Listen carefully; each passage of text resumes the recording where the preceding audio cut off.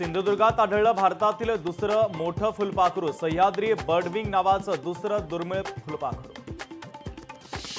रस्त्याचं काम पूर्ण होऊनही जमिनीचा मोबदला नाही। निजामपूर रायगड रस्त्यासाठी जमिनी देणाऱ्या शेतकऱ्यांची व्यथा। तर 12 गावातील 2723 खातेदार मोबदल्यापासून वंचित।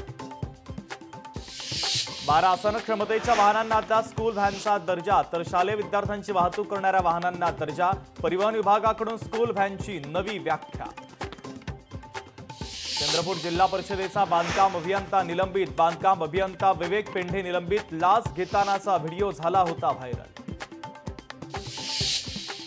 शिक्षक घोटाळा प्रकरणी मालेगावात मोठी कारवाई। तर शिक्षण विभागातील प्रमुख अधिकाऱ्यांना अटक। आर्थिक गुन्हे शाखेकडून मध्यरात्री अटक।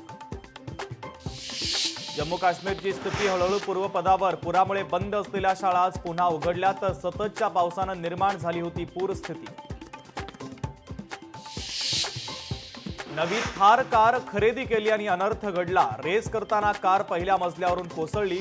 गाडीच्या पूजेदरम्यान महिलेनं कार केली चालू। सांगलीच्या तासगावजवळ कार आणि दुचाकीचा भीषण अपघात। पलूस तालुक्यातील बुर्लीचे तिघे ठार तर 4 जण जखमी। अपघातामध्ये आजी आजोबा आणि नातवाचा दुर्दैवी अंत।